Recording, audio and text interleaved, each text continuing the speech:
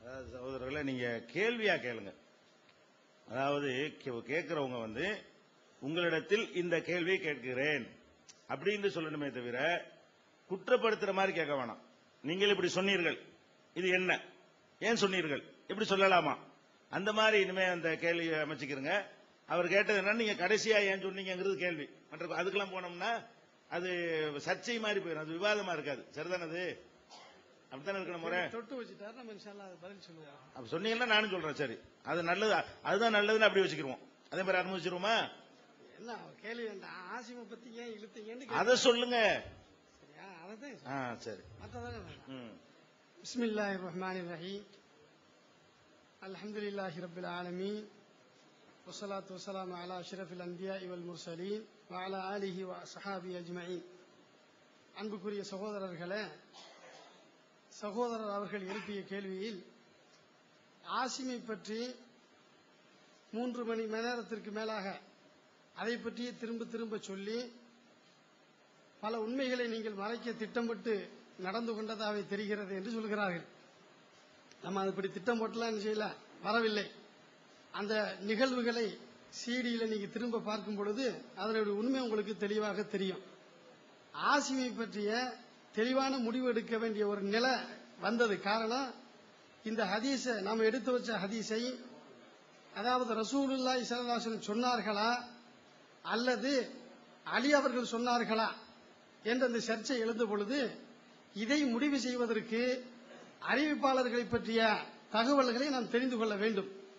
இந்த அடிப்படையில் ஆசிமை பற்றி நாம் அவர்களுக்கு கேள்வி கேட்டோம். ஆசிமனுடைய நிலை என்ன, ஆசிமை பற்றிய முடிவு எடுத்தால்தான் இந்த ஹதீஸை அவங்க சொல்லும் பொழுது ஆசிமை என்பவர்கள் அலி அவர்களிடமிருந்து அறிவித்திருக்கிறார்கள். ஆசிம் என்பவர் ஃபாஹிஷுல் ஹத்தை, ரொம்ப ரதியுல் ஹிஃபுல், பல குறைகள்லாம் சொல்லிவிட்டு இந்த ஆசிமை விடவும் நம்பிக்கை ரொம்ப வலுவானவர்கள். இதை அலி வரைக்கும் தான் அறிவிச்சிருக்கிறாங்க, அலி என்று அடியிலிருந்து அறிவிச்சிருக்காங்க, ரசூலுல்லாஹி ஸல்லல்லாஹு அலைஹி வஸல்லம் சொல்லலன்னு சொன்னாங்க. நாம அதில் கேட்டோம், அலி அவர்களிடமிருந்து ஆசிம் அல்லாத மற்ற எந்த அறிவிப்பாளர்கள் நேரடியாக கேட்டு அறிவிச்சிருக்கிறாங்க, இவரை விட நம்பகமானவர் என்று சொல்றீங்கள, அந்த லிஸ்ட்டை கொடுங்க. நேற்று முழுது பல தடவை கேட்டோம், கொடுக்கல. ஆசிமை பற்றி சொல்லுகின்ற பொழுது ஆசிமை இவ்வளவுலாம் இப்னு ஹிப்பான் கடுமையாக குறை சொல்கிறார். கடுமையாக குறை சொல்லக்கூடிய இந்த நிலையில பொய்யர் என்று தான் சொல்ல வேண்டும், ஆனாலும் மன நெருடலாக இருக்கிறது, அப்படி சொல்றதுக்கு முடியல. என்னாலும் இப்படித்தான் செய்யணும், அவர் முடியல என்றிருந்தாலும் அவர் ரசூலுல்லாஹ் சொன்னதாக சொன்னா தான் அதை எடுத்துக்கிற கூடாது, அலி அவர்கள் சொன்னதாக சொன்னா எடுத்துக்கிறணும் என்று அவர்கள் முடிவை சொன்னார்கள். இதுலதான் நம்ம கேட்டோம்.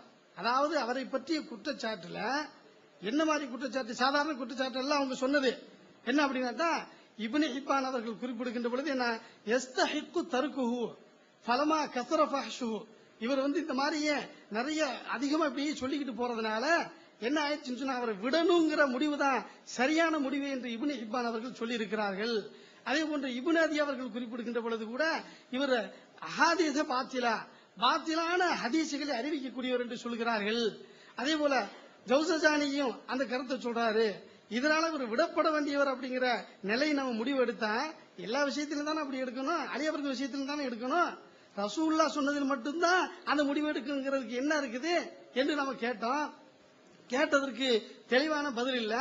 அப்படியே ரசூலுல்லாஹ் சொன்னதை நம்பக்கூடாது என்று சொன்னால் ஆசிம் வழியாக வந்திருக்கக்கூடிய இன்னும் பல ஆதாரபூர்வமான ஹதீசுகளை எல்லாம் நான் மறுக்க வேண்டியது இருக்கும். அதற்கு சில ஹதீசுகளையும் உங்களுக்கு நான் சொல்கிறேன்.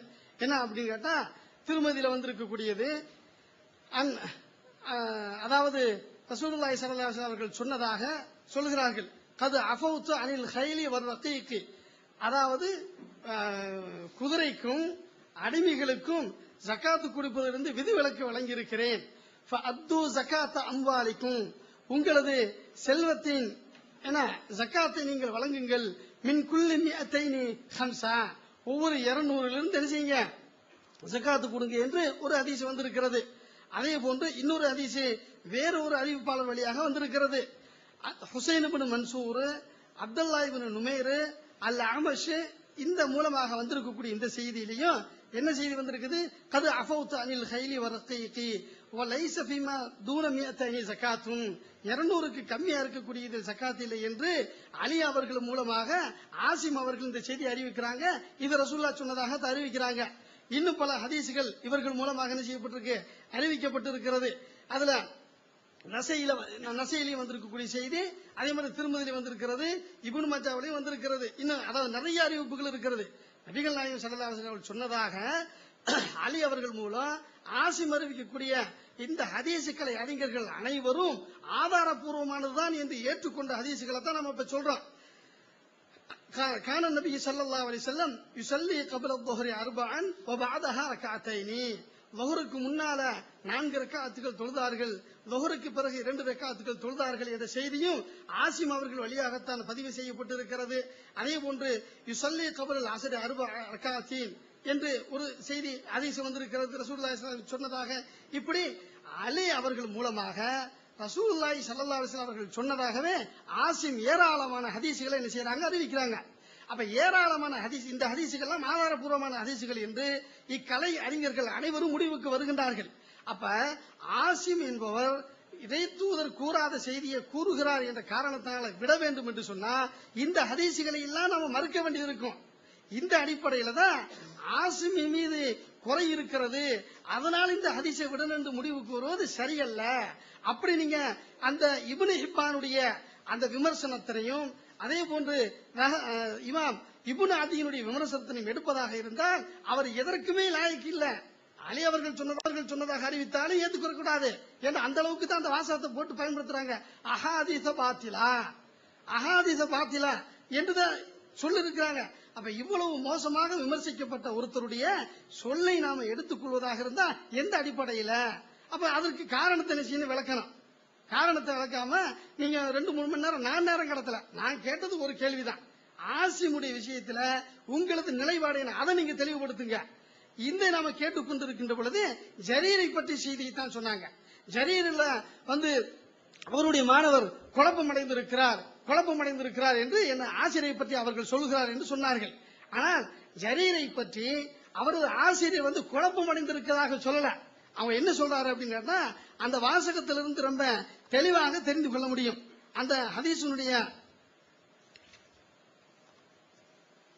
அந்த ஹதீஸை வாசி காட்டுறேன். அனி நபி ஸல்லல்லாஹு அலைஹி வஸல்லம் இங்க இருக்கு.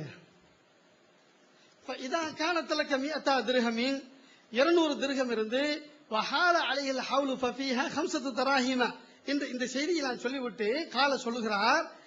ஃபலா அத்ரி, நான் அறியவில்லை, அலியின் யகூலு ஹாதா ஃபபிஹிசாபி ذلك அவ் ரஃபஅஹு இலா நபி ஸல்லல்லாஹு அலைஹி வஸல்லம். அதாவது இந்த ஹதீஸினுடைய வாசகத்தில் 20 தீனாரை விட அதிகமாக இருக்குமேயானால், 200 திர்ஹத்தை விட அதிகமாக இருக்குமேயானால் ஃபபிஹிசாபி ذلك அதை எப்படி கணக்கு பார்த்து கொடுக்கணுமோ கொடுத்துக் கொள்ள வேண்டும். 200 திர்ஹத்துக்கு அளவு சொல்றாங்க, 20 தீனாருக்கு அளவு சொல்றாங்க. சொல்லிவிட்டு அடுத்து ஒரு வார்த்தை சொல்லிருக்கிறாங்க, ஃபமா ஜாத, இதை விட எது கூடுதலாக இருக்கிறதோ அதை ஃபபிஹிசாபி ذلك அதை கணக்கு வைத்து கொடுத்துக் கொள்ள வேண்டும் என்று இந்த செய்தியினுடைய தொடர்ல வருது. இந்த செய்தியினுடைய தொடர்ல இந்த வாசகம் ஃபமா ஜாத ஃபபிஹிசாபி ذلك என்ற இந்த வாசகத்தை அலி அவர்கள் சொன்னார்களா அல்லது நபிகள் நாயகம் ஸல்லல்லாஹு அலைஹி வஸல்லம் அவர்கள் வரைக்கும் கொண்டு செல்லப்பட்டிருக்கிறதா என்பதில் தான் நான் அறியேன். அப்ப மற்ற வார்த்தைகள் எந்த வார்த்தைகள்? இதா கானத் லக 100 திர்ஹமின் என்ற இந்த வார்த்தையில எந்த விதமான சந்தேகம் இல்ல. ரசூலுல்லாஹி ஸல்லல்லாஹு அலைஹி வஸல்லம் சொன்னாங்க அப்படிங்கறதுல உறுதிதான். அதுல எந்த விதமான மாற்றம் இல்ல. ஆசிமுடைய ரிவாயத்தையும் ஹாரிசுடைய ரிவாயத்தையும் குழப்பிக் கொள்ளவில்லை என்று அவர் இப்னு வஹப் என்பவர் ரொம்ப தெளிவாக சொல்கிறார். அடுத்து அந்த இன்னொரு வசனத்தை இந்த தொடரில் கடைசியிலே சொல்கிறார், இல்ல அன்ன ஜரீரன் யஸீது ஃபில் ஹதீஸி, ஜரீர் என்பவர் ஹதீஸை அதிகப்படுத்துகிறார். லைஸ ஃபி மாலின் ஸகாத்துன் ஹத்தா யஹூல அலைஹில் ஹவுலு, அதாவது ஜக்காத்து ஒரு பொருள் கடமையாக வேண்டும் என்றால் 1 வருடம் நிறைவடையாமல் ஜக்காத்து கடமை இல்லை என்ற இந்த வாசகத்தை ஜரீர் அதிகப்படுத்துகிறார். இந்த வாசகத்தை ஜரீர் அதிகப்படுத்துகிறார் என்றால் இந்த மற்றதை என்ன இருக்கிறது அப்படின்னு கேட்டா ரசூலுல்லாஹி ஸல்லல்லாஹு அலைஹி வஸல்லம் அவர்கள் சொன்னார்கள் என்பது இதை கொண்டு மேலும் உறுதியாகிறது என்பதை நாம உறுதியா இருக்கிறோம். இதனாலதான் ஆசிமை பற்றி முடிவெடுக்குங்கிறதுல நாம உறுதியா இருந்தோம். ஆசிமை பற்றி என்ன முடிவு? முழுவதுமாக விடணுமா? முழுவதுமாக விடணுங்கிற முடிவெடுத்தா அவர்கள் சொல்லக்கூடிய இன்னும் பல